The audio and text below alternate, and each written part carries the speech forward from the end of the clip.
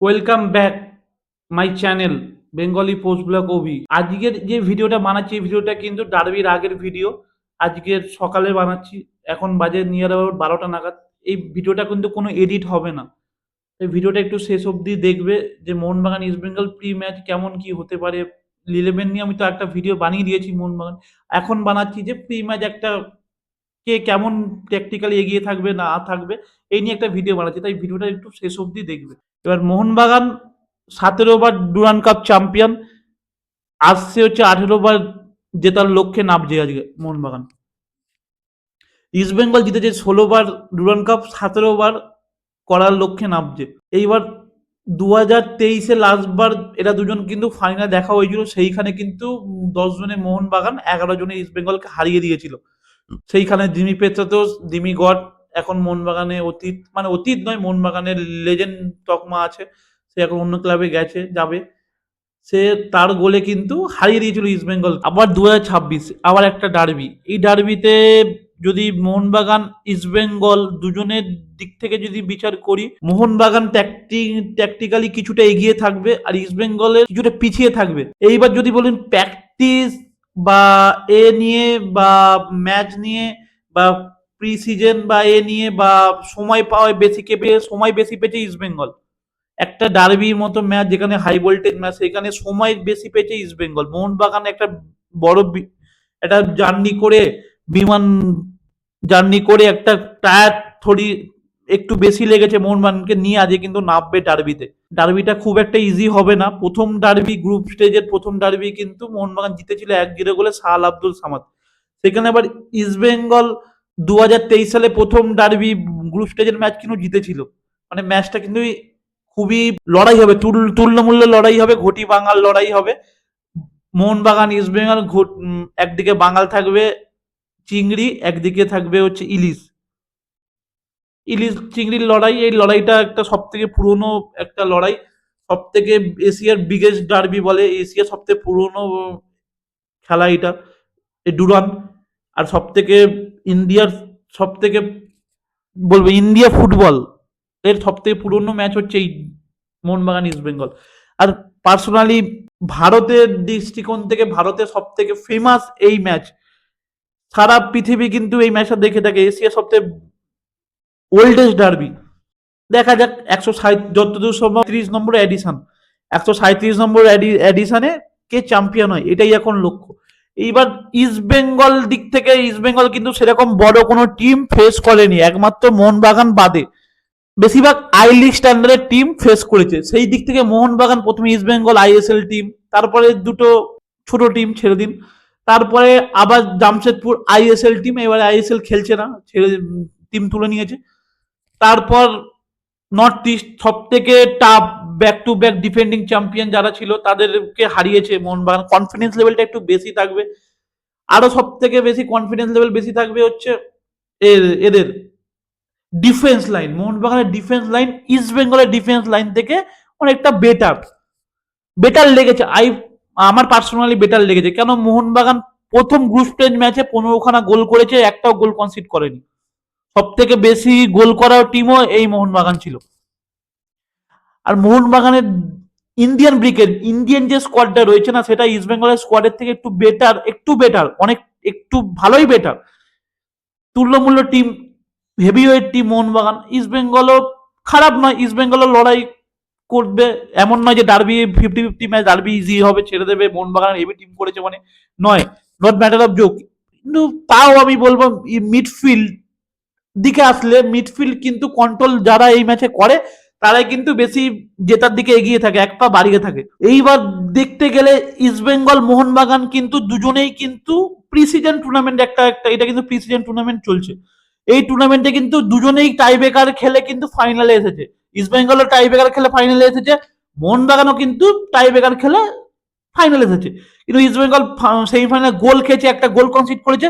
মোহনবাগান কিন্তু একটা গোল কনসিড করেনি, ক্লিন সিট রেখে দিয়েছে। আর বিশাল কাইত দিয়ে দাঁড়ান কাইত, আর কাইত যখন টাই ব্রেকারে যখন যাবে, ইন্ডিয়ার বেস্ট টাই ব্রেকার স্পেশালিস্ট বিশাল কাইত, আমার পার্সোনালি আমার ওপিনিয়ন মতে বলে। অবশ্যই গিল বেটার, গিল আমি বললাম গিল অনেক ভালো গোলকিপার, কিন্তু গিলের থেকেও আমি সুখান গিলের থেকেও আমি একে এগিয়ে রাখবো। বিশাল কাইত, কেন বিশাল কাইত টাই বেকারে গেল মানে বিশাল কাইত জিতিয়ে দেবে, এটা একদম 200% শিওর। কেন আমাদের, কেন বিশাল কাইত দেখবেন খুব ভালোভাবে কি বলবেন প্লেয়ারকে চাপ সৃষ্টি করে।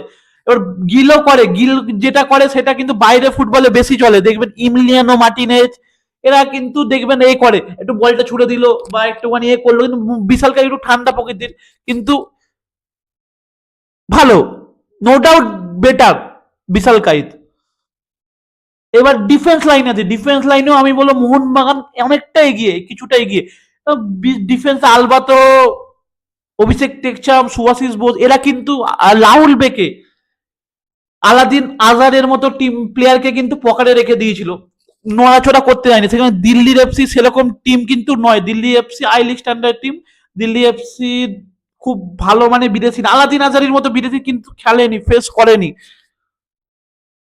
অলমোস্ট মোহনবাগান তাই ডিফেন্সটাও কিছুটা এগিয়ে থাকবে, নর্থ ইস্টের মতো প্লেয়ার টিমকে হারিয়েছে, কিন্তু একটাই বড় ক্লান্তি, মোহনবাগান টাইমটা কম পেয়েছে, একদমই টাইম পায়নি, যেখানে ইস্ট বেঙ্গল টাইমটা পেয়েছে। আর ইস্ট বেঙ্গলের কোচ কিন্তু ট্যাকটিক্যালি হাবাস আমাকে অনেক বেটার বেটার কোচ, প্যানাগেটি ডিনপ্রিস অনেক বেটার, একটা মাত্র ডার্বি খেলেছে জিতেছে, কিন্তু হাবাস অনেক ডার্বি খেলেছে, অনেক বড় মানের কোচ, ভারতের বেস্ট কোচের মধ্যে হাবাস পড়ে।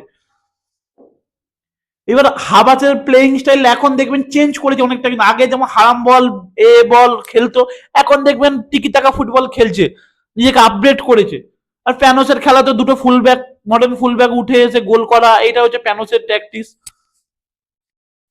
এই দুটো টিমের মধ্যে ডিফেন্সে মিডফিল্ডে আমি Apuia, Thapa, Samir Zeljkovic, Miguel Figueira এদের মতো প্লেয়ার কিন্তু রয়েছে। সেখানে ইস্ট বেঙ্গলের Danny Ramirez, Rashid better Rashid রয়েছে, Rashid captain, East Bengal captain কিন্তু অনেক বেটার ফর্ম রয়েছে, রাশিদের উপর ডিপেন্ড করছে কিন্তু ম্যাচটা, ইস্ট বেঙ্গলের ম্যাচ কিন্তু ডিপেন্ড করে রাশিদ ক্যাপ্টেনের মতো পারফরমেন্স করছে, অন্য লেভেলের ফুটবল খেলছে।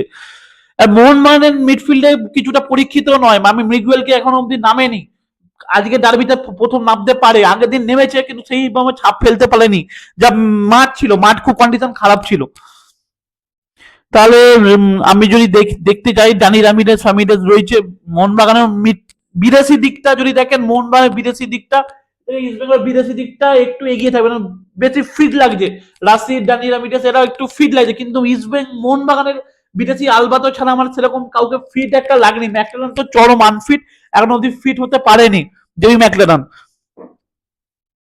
এইবার উইং দিক থেকে যদি দেখেন, লেফট উইং এ যা খেলছে আমাদের লিস্টন কোলাসো, এর থেকে আমি উইং থেকে ক্রিস ইকোনমিক্স যদি খেলে ও কিন্তু বেটার, যেখানে তিনটে বিদেশি রয়েছে, তিনটে বিদেশি কিন্তু খেলাতে পারছে না, কেন দুই তিনটে বিদেশি ইস্ট বেঙ্গল খেলায় ডিসঅ্যাডভান্টেজ, কেন ইস্ট বেঙ্গলের ক্রিস ইকোনমিক যে প্লেয়ারটা আমার বেটার, আমার ভালো লাগেনি, খুব অ্যাভারেজ লেগেছে, এবার অনেকে বলবে না অ্যাভারেজ লাগছে না, ভালো খেলছে, কিন্তু আমার অ্যাভারেজ লেগেছে, তাই ক্রিস ইকোনমিক্স যদি খেলে তাহলে আমি বলো ইস্ট বেঙ্গল অনেকটা পিছিয়ে শুরু করবে উইং দিক থেকে অ্যাটাকে।